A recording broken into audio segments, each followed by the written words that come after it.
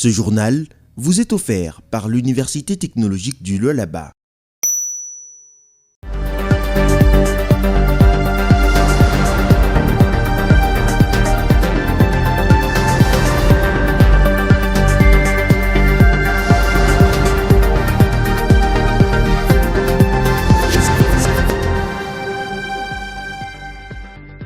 Merci pour votre confiance témoignée à Mikuba Télévision. Il est l'heure de vous informer, mesdames et messieurs. Bienvenue à ces grands directs. D'abord, le titre. Les éléments de la police nationale congolaise du Nord Kivu sont appelés à faire preuve de discipline et à rester apolitique. Cet appel a été lancé ce vendredi par les commissaires provinciaux, les commissaires divisionnaires adjoints Dieudonné Makambo lors de la parade tenue au stade municipal de Béni. On en parlera dans ce grand direct. Et pour l'atelier de travail sur les instructions officielles aux promoteurs d'écoles privées agréées, s'est clôturé ce vendredi 21 novembre dans la grande salle de l'école Ewabora. Durant 2 jours, les chefs d'établissement scolaire ont été appelés à se mettre en ordre avec les documents et taxes qui régissent ces secteurs de l'éducation. Pendant 48 heures, les membres du comité local des développements du secteur de Lufupa se sont réunis autour de la chef de secteur Laetitia Kalukango Naozi, qui accompagnait la cellule de passation de marché public pour évaluer les plans annuels d'investissement 2025. Voilà tout pour le titre, mesdames et messieurs. Bienvenue encore une fois de plus dans ce grand direct.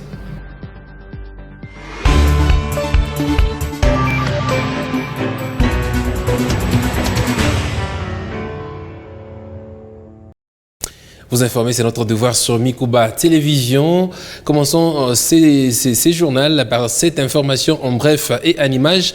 Arrivé à Kinshasa, c'est vendredi à milieu de matinée pour sa première visite officielle en République démocratique du Congo. Son Altesse Sheikh Tamim Ben Hamad Al Thani, l'émir du Qatar, a été accueilli à sa descente d'avion par le président de la République Félix-Antoine Tshisekedi Tshilombo. Après un accueil très chaleureux à l'aéroport, les 2 chefs d'État ont pris la direction de la cité de l'Union africaine où ils ont eu un entretien en tête-à-tête sur plusieurs questions d'intérêt commun. Au cours de cette même rencontre, le président Félix Tshisekedi a remercié son Altesse l'émir pour ses efforts de médiation pour la résolution du conflit dans l'est de la RDC dans le cadre du processus de Doha. Il a salué la signature à Doha le 15 novembre 2025 de l'accord cadre entre le gouvernement de la République démocratique du Congo et la coalition AFC AM 23.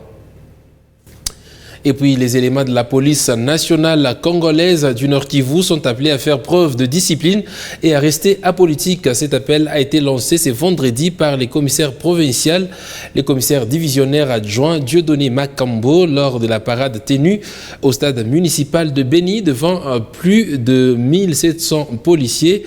Retrouvez les détails dans ce reportage signé Patrick Sialoua.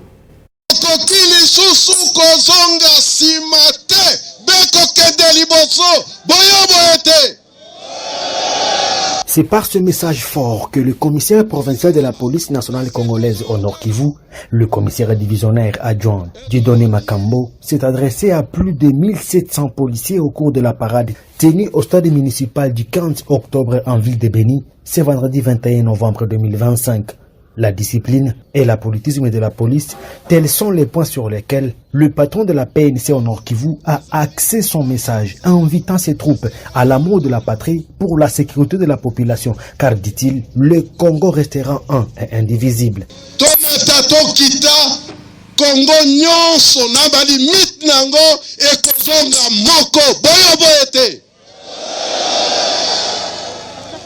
Le commissaire divisionnaire adjoint Dieudonné Makambo a par la suite annoncé la courtoisie routière d'1 mois à partir du 15 décembre 2025. Pour permettre à notre population de fêter quand même, avec tout ce que nous connaissons comme situation que nous avons actuellement, qui n'est caché à personne, la hiérarchie, le commissariat général a décrété la courtoisie routière du 15 décembre au 15 janvier. Ce n'est pas pour dire qu'il y ait libertinage routière, non. C'est pourquoi j'ai insisté que je dois avoir le PCR sur la route. Mais pas question d'arrêter les usagers de la route, oh non, parce qu'il n'a pas tel document. Mais quand il y a accident, vous serez interpellé. Soulignons que cette parade s'est tenue en présence des bourgmestres des 4 communes de la ville de Béni. Question de les inviter à appeler leurs administrés à collaborer avec la police nationale congolaise pour que les festivités de fin d'année se passent dans le calme. Quittons l'Est de la République démocratique du Congo pour la province du Lualaba où le projet de budget exercice 2026 de la province a été jugé recevable et c'était au cours de la séance plénière de ce vendredi 21 novembre 2025. Séance de Nantes, l'honorable vice-président a soulevé une motion d'actualité cadrant avec les 10 ans d'existence de la province du Lualaba. Retrouvez les détails dans ces images. C'est dans une salle des plénières bondée de monde que la gouverneure Fifi Masuka Saini a répondu aux préoccupations des groupes parlementaires autour du projet de budget de la province du Lualaba exercice 2026. Elle a ainsi abordé les réactions, les suggestions ainsi que les questions allant dans le sens de bonifier le dit projet de budget. Dans pratiquement tous les secteurs, elle a apporté une lumière.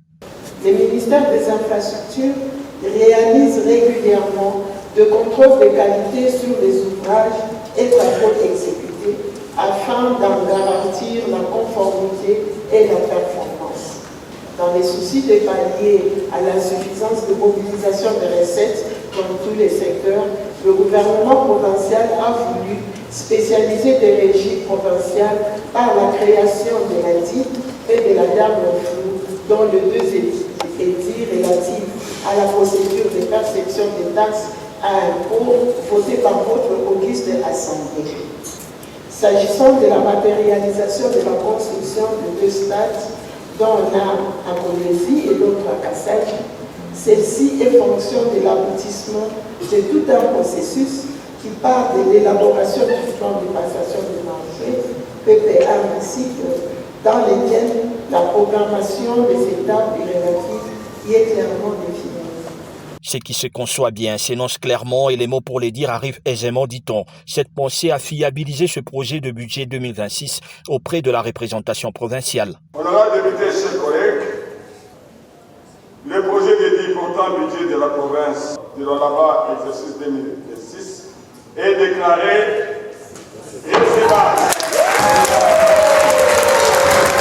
Par la suite, le dit projet de budget a été remis au président de la Commission économique et financière, l'honorable Edmond Bazambang, pour étude approfondie et toilettage. Au cours de cette même plénière, l'honorable vice-président Archimède Kabea Kalassa a soulevé une motion d'information sur les 10 ans de la province du Lualaba. Le 21 novembre 2015, le 21 novembre 2025, nous aurons totalisé 10 ans depuis que la province du Lualaba est province. Dans le discours de son Excellence Madame le Gouverneur, elle a fait appel aux honorables députés pour faire confiance à son gouvernement.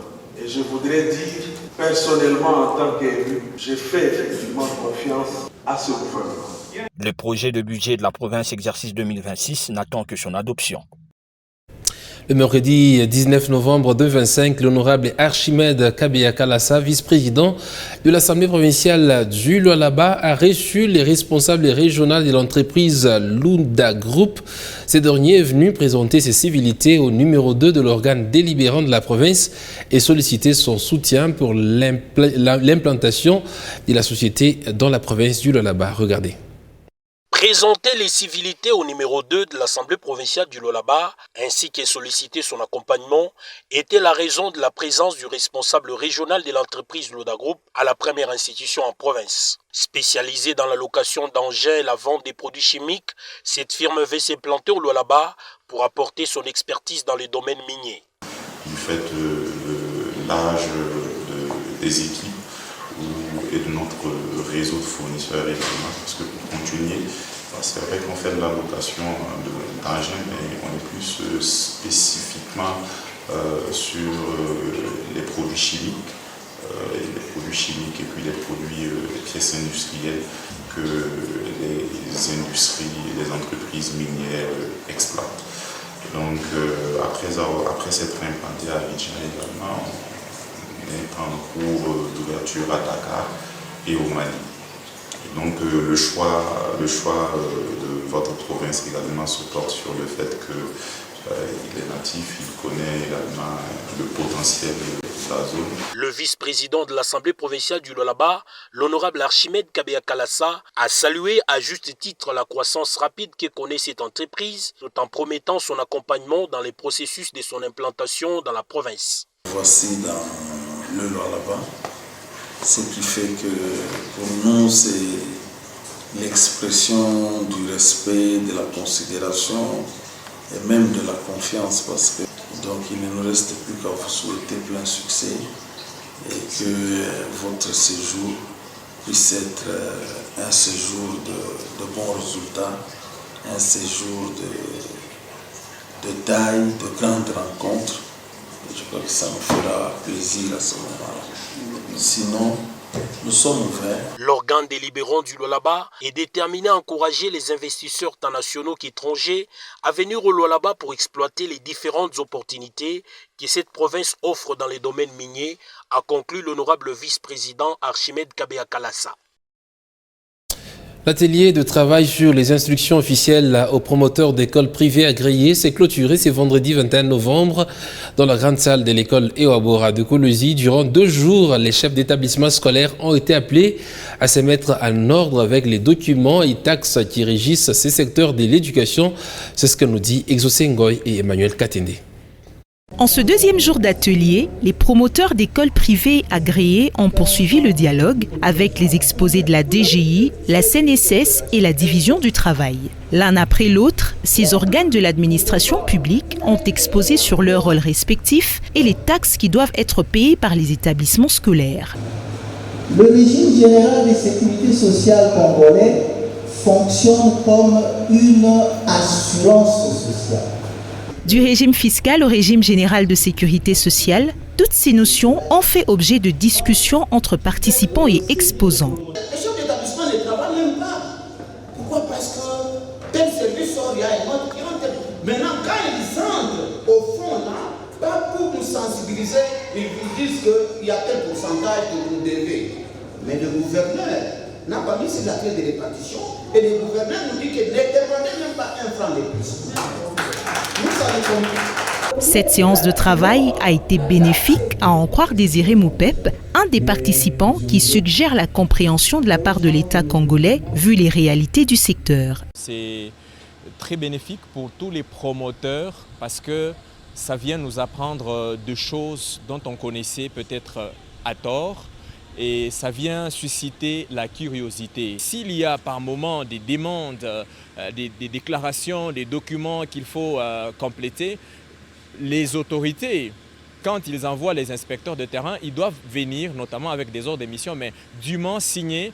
En second lieu, ici, il est important de souligner que les écoles font face à des réalités diverses. Parce que les écoles doivent attendre que le parent qui constitue la base des patrons des écoles puisse payer les minervales pour qu'à leur tour aussi puissent finalement déclarer les frais à la DGI ou à la CNSS, notamment en payant le salaire. Mais il y a une date précise qu'on oblige, à laquelle vous ne devez pas dépasser avant de déclarer, voilà. Après les mots du syndicat national des enseignants des écoles privées agréées, s'il n'est pas en sigle, du conseiller en charge de l'éducation de la ministre provinciale de l'éducation, la remise des brevets à ses promoteurs a sanctionné cette rencontre. Pour harmoniser l'opération de recouvrement forcé lancée le 17 novembre, la SNEL, conduite par les gestionnaires de la clientèle Kolwezi, a rencontré l'adjointe au maire Farida Mouepodil. Les échanges ont porté sur les mécanismes à mettre en œuvre pour améliorer l'efficacité du recouvrement et répondre aux préoccupations liées aux coupures répétitives et au manque d'éclairage dans plusieurs quartiers. Suivez. Souci d'harmoniser l'opération des recouvrements forcés lancée le 17 novembre dernier. La Société nationale d'électricité SNEL, conduite par les gestionnaires de la clientèle Kolwezi, a été voir l'adjointe au maire de Kolwezi Farida Mouepodil à son cabinet de travail. Les échanges ont porté sur les mécanismes mis sur pied afin de conduire à bon port cette opération sur terrain auprès des clients SNEL. Préoccupés par les coupures récurrentes et l'absence d'éclairage dans certains milieux de sa juridiction, au nom du maire Maître Jacques Massengo Kindele, Farida Mwepodil a présenté cette inquiétude à ses hôtes, qui ont promis de répondre dans un temps record. Avant d'envoyer les notes de rappel des impayés auprès de la mairie, nous avions voulu présenter d'abord des civilités au maire de la ville et poser notre problème. Nous venons de terminer, tout s'est passé bien, nous nous sommes fixés rendez-vous pour qu'une commission travaille, voir comment libérer les créances de la semaine. L'opération concerne toute catégorie de population de la ville de Kolwezi. L'objectif est d'augmenter les ressources financières de cette société étatique dans les soucis de répondre à ses besoins, entre autres la maintenance et la réparation des machines pour offrir un courant électrique permanent aux clients. Quand les parties ne sont pas payées, on ne saura pas vous donner du courant correctement.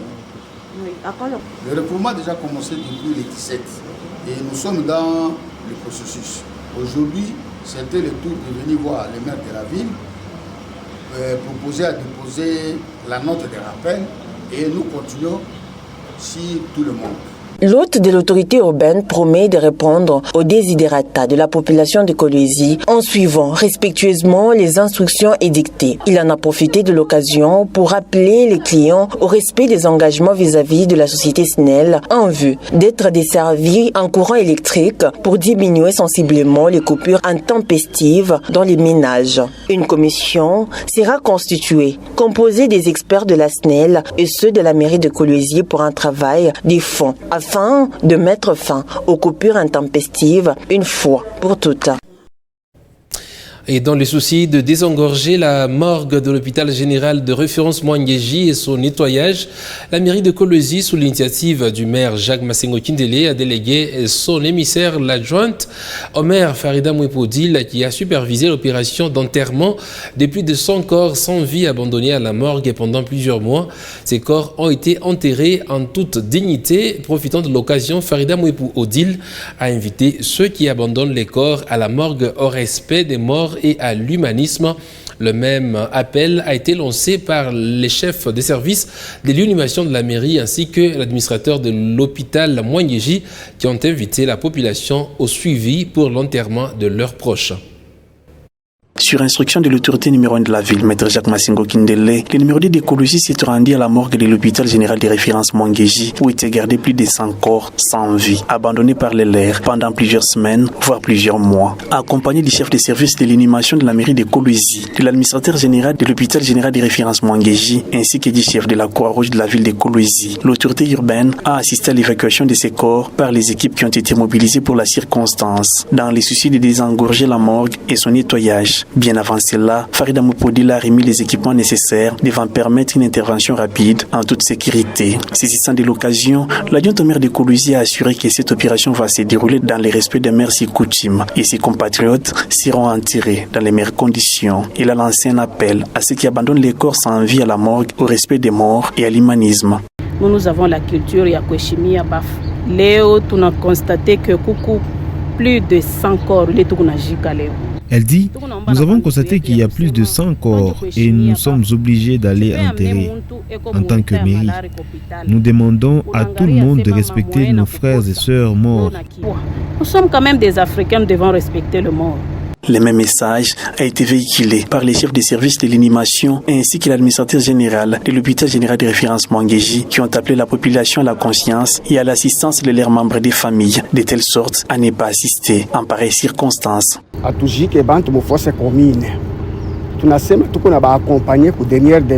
La mairie a pris en charge les obsèques de nos défunts. La morgue sera aussi nettoyée à la sortie des corps.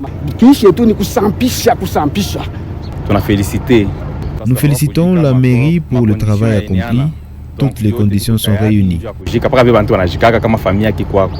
Juste après, les corps ont été embarqués et acheminés au cimetière de Mwangeji. L'enterrement s'est déroulé en présence du président de la Croix-Rouge, ville de Kolwezi, et du chef des services de l'inhumation de la mairie de Kolwezi. Cette initiative a été entreprise depuis l'année dernière par l'autorité urbaine, Maître Jacques Massengo Kindele, pour désengorger la morgue de l'hôpital général de référence Mwangeji et permettre à la population de sa juridiction de mettre leurs êtres chers dans les meilleures conditions. Poursuivons ce journal. Pendant 48 heures, les membres du comité local de développement du secteur de Lufupa se sont réunis autour de la chef des secteurs de Lufupa, Laetitia Kalukangu Nawezi, qui accompagnait la cellule de passation de marché public pour évaluer les plans annuels d'investissement 2025 en sigle plutôt et proposer les initiatives pouvant impacter l'année 2026 sous la facilitation des divisions provinciales des affaires coutumières et des centralisations ainsi que celles des plans et budgets. Suivez.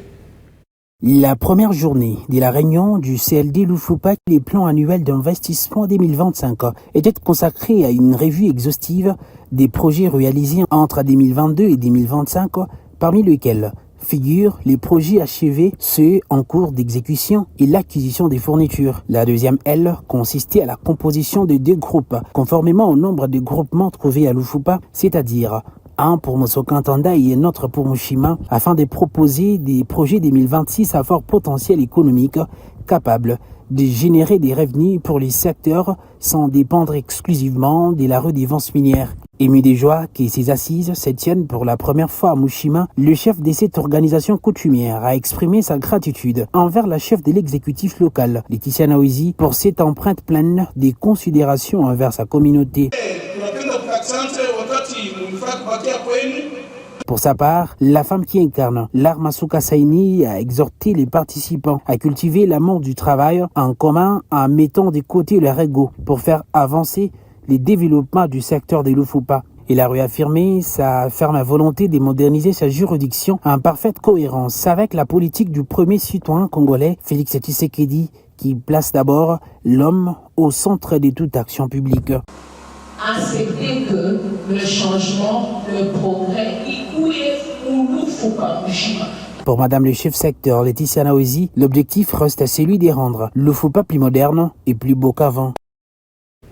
Alors que l'économie de la République démocratique du Congo semble demeurer fortement dépendante de la production minière, un secteur soumis aux fluctuations du marché international de voix s'élève pour appeler à une vision plus durable et parmi elles celle de Christian Massangou, économiste de développement qui plaide pour une diversification économique ambitieuse afin de réduire la dépendance aux ressources naturelles et renforcer la résilience du pays. Il est ici au micro et à la caméra de Pierrot Mboukani. Qui stimule, qui pousse, qui booste l'économie provinciale que nationale, c'est le secteur minier. Quand on bloque l'exportation de cobalt, par conséquent, il n'y aura pas de redevance minière. Cela semble être justifié quand il y a arrêt de travaux. Le fait qu'une économie est focalisée que sur un même secteur, c'est une maladie économique. Ou des recommandations que je peux soumettre au gouvernement, c'est de faire un effort de pouvoir diversifier notre économie. Regardez, si jamais les gens qui nous achètent ces produits miniers, aujourd'hui ils se disaient, bon, ils viennent de totaliser par exemple le stock et qu'il fallait qu'on patiente 1 année ou 2 ans et ils vont encore acheter. Vous vous imaginez en mois de conséquences que nous avons. C'est fini, nous devenons tous par terre. Et même tous les agents de l'État, de services de l'État, ils ne vont plus rien en profiter puisqu'ils gagnent des taxes qui proviennent de ces secteurs. Alors, nous devons faire de tout notre mieux pour diversifier l'économie. Pas avec le théâtre qu'on nous fait ici à gauche, à droite, ou le tourisme. On fera le tourisme avec quel site touristique que nous avons. Pensez-vous réellement que quelqu'un peut quitter l'Europe pour venir visiter Mwangeji? Non. Donc nous pouvons, c'est vrai, je ne suis pas contre les domaines touristiques, mais qu'on y mette du sérieux. Nous avons de très bons sites touristiques ici, quand vous êtes dans le Lualaba profond, à Luboudi, comme des chutes des cailloux et consorts. Mais il n'y a pas d'accessibilité. Donc on doit voir comment travailler sur les routes, n'est-ce pas, intérieures là, pour permettre à ce que, si jamais il y a un problème du côté minier, les gens peuvent aller cultiver facilement, les gens peuvent faire la pêche facilement, les gens peuvent faire l'élevage facilement. Et donc, Le Lualaba est une province à vocation minière où la majorité des personnes en quête d'emploi s'y retrouvent, négligeant d'autres secteurs comme l'agriculture. Comment rendre attrayant ces secteurs et l'ouvrir à la jeunesse qui reste tournée vers les mines avec tout le risque possible comme celui survenu récemment à Moulondo. Quelques pistes de solutions sont proposées par les entrepreneurs dans ce récit. Étant un secteur vital de la vie nationale, l'agriculture qui devrait être beaucoup plus considérée semble être négligée à ces jours par la plupart des jeunes en quête d'emploi attirés dans les mines artisanales pour survivre malgré les risques qu'ils courent. Jean-Henri Chansa et Emmanuel Mouteba, des entrepreneurs du Lualaba, pensent que ce qui décourage les jeunes, c'est le manque d'une politique d'accompagnement par les gouvernements. Au niveau de la haute hiérarchie des institutions, d'orienter plus les jeunes dans l'entrepreneuriat agricole en créant des brigades agricoles dans les territoires par exemple.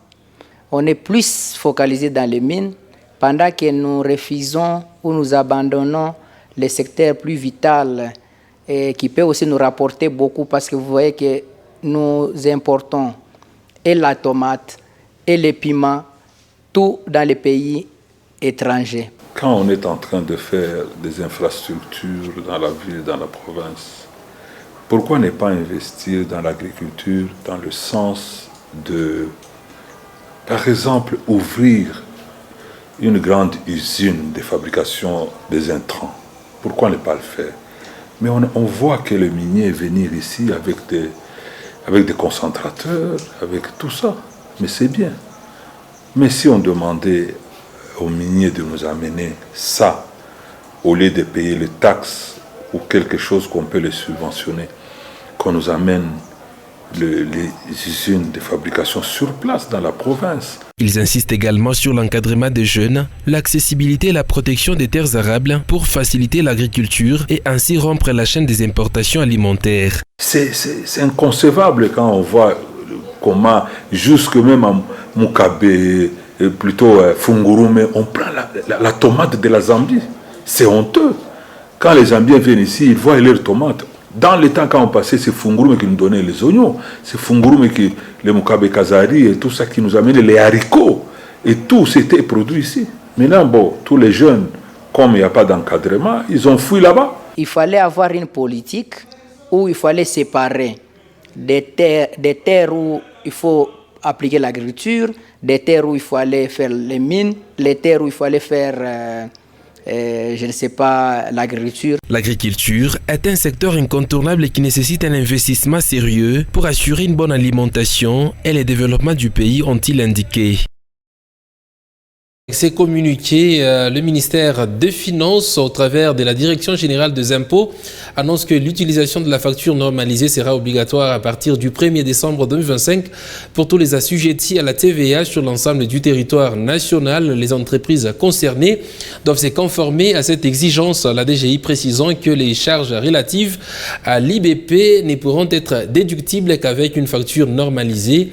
Les sociétés n'ayant pas de système de facturation sont encouragées à utiliser une unité de facturation UF ou les EUF gratuits disponibles sur le site edf.dgirdc.cd. Celles qui possèdent un système de facturation électronique doivent impérativement les faire homologuer auprès de la DGI avant la date limite du 1er décembre. En outre, le ministère des Finances informe toutes les entreprises assujetties à la TVA que la DGI met en place des webinaires gratuits du 10 novembre au 19 décembre pour aider les entreprises à se conformer à cette nouvelle réglementation.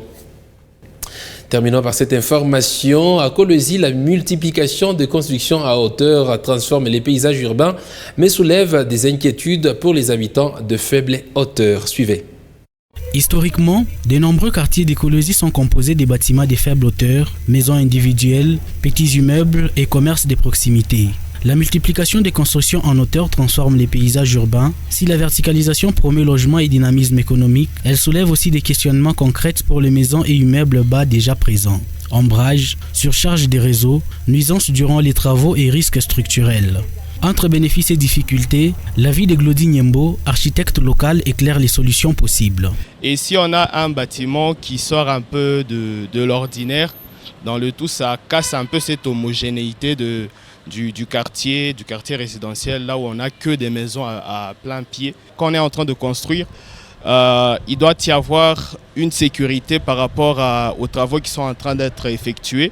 Je pense aussi sur le plan architectural, donc à long terme, quand le bâtiment est déjà érigé, l'ensoleillement, Je prends par exemple l'exemple d'un bâtiment qui est complètement vitré, avec des façades vitrées. Le reflet du soleil qui va commencer à éblouir. Il y a aussi des conséquences qui sont naturelles, hein, comme l'ombrage du bâtiment sur les parcelles des autres personnes. La construction d'immeubles en hauteur à Kolwezi peut être une opportunité d'augmentation d'offres de logements, de dynamisation économique, meilleure utilisation du foncier et embellissement. Ça sera tout pour ce grand direct. Mesdames et messieurs, merci à vous de nous avoir suivis.